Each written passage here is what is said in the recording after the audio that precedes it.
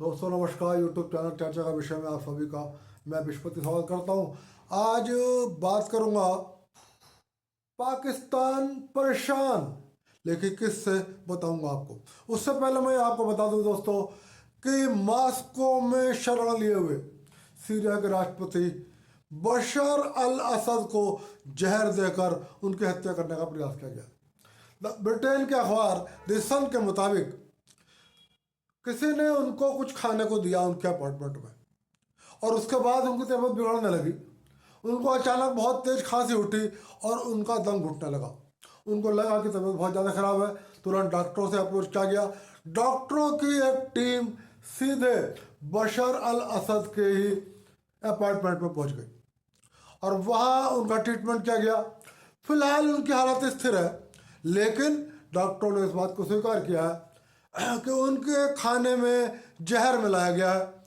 उनके शरीर में जहर इस समय मौजूद है और किसी ने उनको जहर देकर उनकी हत्या करने का प्रयास किया है। दोस्तों, मॉस्को एक सुरक्षित जगह मानी जाती है और वो पुतिन के राष्ट्रपति पुतिन अपने आप में एक बहुत सख्त शासक है, लेकिन पिछले दिनों हमने देखा था कि रूस के एक लेफ्टिनेंट जनरल को भी मॉस्को में पुतिन के निवास के नज़दीक मार दिया गया और उसमें भी एक विदेशी नागरिक के ऊपर जासूसी करने का आरोप था। तो ऐसा लगता है जिस तरीके से बशर अल असद को की हत्या करने का प्रयास किया गया कि मॉस्को में भी विदेशी जासूस या संदिग्ध लोगों की संख्या कम नहीं है। दोस्तों, खबर बशर अल असद के लिए नहीं है, 3 झटके हैं उनकी पत्नी असद अल जमा के लिए। मैंने आपको पहले एक वीडियो में बताया था कि उन्होंने तलाक की अर्जी दायर करी है और ब्रिटिश और रूस की सरकार से मांग करी है कि मुझे रूस छोड़ने की इजाज़त दी जाए। मैं ब्रिटेन की नागरिक हूँ और मैं जाकर वापस लंदन में जाकर एक स्वतंत्र ज़िंदगी जीना चाहती हूँ। मॉस्को की ज़िंदगी मुझे स्वीकार नहीं है।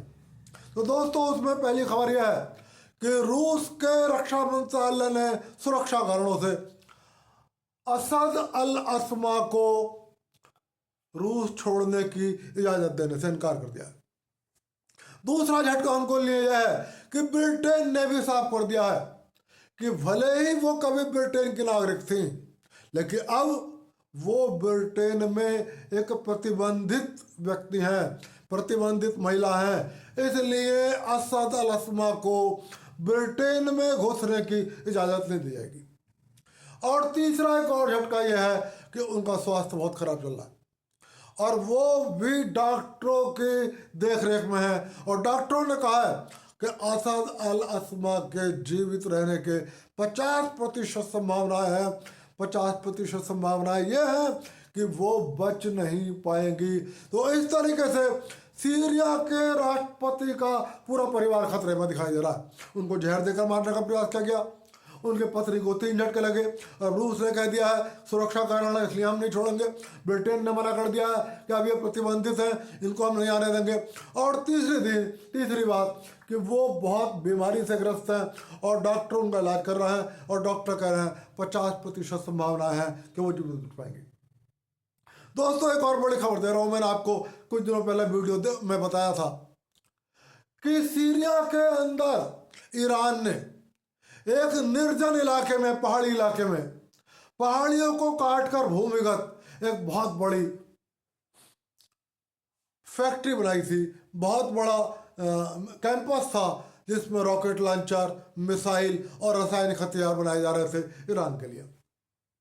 उसका पता लग गया था इजराइल की खुफिया एजेंसी मोसाद को।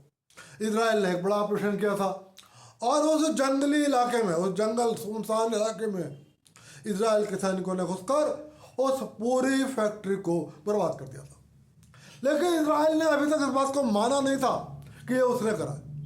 लेकिन कल इजराइल ने स्वीकार किया है कि सितंबर 2023 में सीरिया के एक सुनसान निर्जन पहाड़ी इलाके में जो एक विशाल कैंपस था जिसमें ईरान अपने लिए, हिजबुल्लाह के लिए और हमास के लिए रासायनिक हथियार बना रहा था, मिसाइलें बना रहा था, रॉकेट लॉन्चर बना रहा था।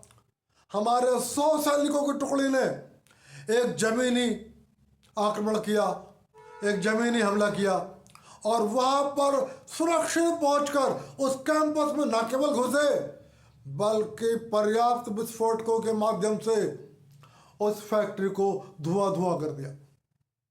और सबसे बड़ी बात यह है, इजराइल के वो सभी 100 सैनिक उस हमले को अंजाम देकर सुरक्षित वापस इजराइल पहुंच गए। मतलब इराक सीरिया के स्थित इजराइल की वो फैक्ट्री धुआं धुआं हो गई, पूरी फैक्ट्री डिस्ट्रॉय हो गई, उस फैक्ट्री के सभी कर्मचारी मारे गए, उस फैक्ट्री में ईरान के अनेक वैज्ञानिक थे वो मारे गए, लेकिन इजराइल के किसी सैनिक को कोई हानि नहीं पहुंची और इजराइल के सभी 100 सैनिक अपने हमले को एक सुरक्षित अंजाम देकर वापस इजराइल पहुंच गए। दोस्तों, अब ले चलता हूँ आपको पाकिस्तान की ओर। आपने पिछले काफ़ी दिनों से सुना होगा इजराइल के पाकिस्तान में एक खौफ है, और वो खौफ किसमें है? वो खौफ उनमें, उन आतंकवादियों में है जिन्होंने भारत में आतंकवादी हमले किया और जिनको पाकिस्तान ने शरण दे रखी है, जिन्हें पाकिस्तान की खुफिया एजेंसी ने ट्रेनिंग दी है। वो सब वहाँ सुरक्षित आराम की जिंदगी जी रहे थे, लेकिन 2021 से सब खौफ में है, क्योंकि पाकिस्तान में कुछ अज्ञात हमलावर हैं जो भारत विरोधी आतंकवादियों को चुन चुन कर मार रहे हैं। अभी तक ये बात सिर्फ मीडिया में थी, लेकिन कल पाकिस्तानी विदेश मंत्रालय की संयुक्त सचिव मुमताज जहरा बलोच ने इस बात पर गहरी चिंता व्यक्त की है कि पाकिस्तान में कुछ अज्ञात हमलावर हैं जो भारत के लिए परेशानी पैदा करने वाले या जो भारत के द्वारा वांछित हैं, ऐसे लोगों को चुन चुन कर मार रहे हैं। मुमताज जहरा बलोच ने कहा है कि यह कोई और नहीं है, ये भारत की खुफिया एजेंसी रॉ के एजेंट हैं। और उन्होंने यह संभावना व्यक्त की है कि भारत की खुफिया एजेंसी रॉ अपने दुबई कार्यालय से कुछ अफगान नागरिकों को इस कार्य के लिए हायर करती है और उन अफगान नागरिकों से पाकिस्तान में बैठे उन दुर्दांत आतंकवादियों की हत्या करा रही है। उन्होंने कहा यह पाकिस्तान की संप्रभुता का सवाल है। और मुमताज जहरा बलोच ने यह भी आरोप लगाया कि यह अज्ञात हमलावर सिर्फ पाकिस्तान में हमला नहीं कर रहे हैं, कुछ और देशों में भी ये अज्ञात हमलावर हमला कर रहे हैं। उन्होंने पूरे विश्व समुदाय से मांग करी है कि भारत की खुफिया एजेंसी पर रोक लगाई जाए, भारत सरकार के साथ इस मुद्दे को उठाया जाए। मुमताज जहरा बलोच ने हालांकि नाम नहीं लिया है किसी का, लेकिन कहा है कि भारत सरकार का इस अज्ञात हमलावरों की कार्रवाई को समर्थन प्राप्त है। दोस्तों, यह अज्ञात हमलावर से अभी सिर्फ पाकिस्तान परेशान है, लेकिन जब भारत में कांग्रेस पार्टी की सरकार हुआ करती थी तब भारत इन अज्ञात हमलावरों से परेशान रहता था, क्योंकि कांग्रेस के सरकार के कार्यकाल में जब भारत में कांग्रेस पार्टी की या आई के गुजराल या मोरारजी देसाई जैसे लोगों की सरकारें रही, तब पाकिस्तान की खुफिया एजेंसी फ्री हैंड खेलती थी भारत के अंदर और अपनी मर्जी से कहीं दंगे कराती थी तो किसी की हत्या करती थी। आपको पता होगा जब मनमोहन सिंह प्रधानमंत्री थे, भारत के एक वैज्ञानिक को जेल में डाल दिया गया था और भारत के कई परमाणु पनडुब्बी से लगे वैज्ञानिकों की संदेहास्पद परिस्थितियों में हत्या हो गई थी और भारत सरकार ने उनकी कोई जांच नहीं कराई थी, लीपापोती कर दी थी। साफ था कि वो हत्याएं पाकिस्तान के अज्ञात हमलावरों द्वारा की जा रही थी। वो पाकिस्तान सरकार की, पाकिस्तान की खुफिया एजेंसी ISI के लोग थे।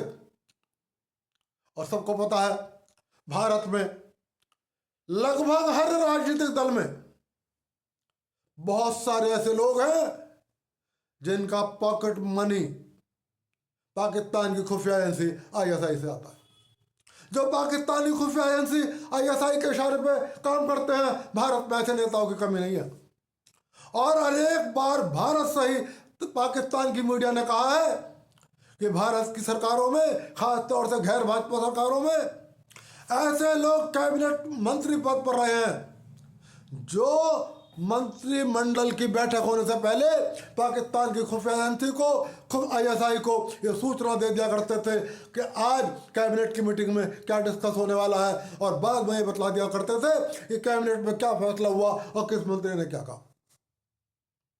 इस बात की हमेशा भारत के कई पत्रकारों ने कहा है और सबको पता है उनकी कार्रवाइयों से। आपको मैं नाम नहीं लेना चाहता, लेकिन खास तौर से गैर भाजपा दलों में ऐसे नेताओं की कमी नहीं है जो पाकिस्तानी खुफिया एजेंसी के इशारे पर नाचते हैं। तो फिलहाल इन अज्ञात हमलावरों से परेशान है पाकिस्तान, और वो कह रहा है कि इनको भारत सरकार का समर्थन प्राप्त है, और वो कह रहा है कि भारत की खुफिया एजेंसी रॉ इनको हैंडल कर रही है और दुबई के अपने ऑफिस के माध्यम से हैंडल कर रही है, और अफगानिस्तान के लोगों को वो हायर कर रही है। दोस्तों, उसमें कोई बात नहीं है। कभी पाकिस्तान को मौका मिला था, कभी पाकिस्तान के लोगों ने भारत की सत्ता पर कब्जा कर रखा था, या भारत की सत्ता में ऐसे लोग बैठे हुए थे जो पाकिस्तान की खुफिया एजेंसी के एजेंट थे, तब पाकिस्तान फ्री हैंड खोल रहा था। लेकिन ये नरेंद्र मोदी का राज है।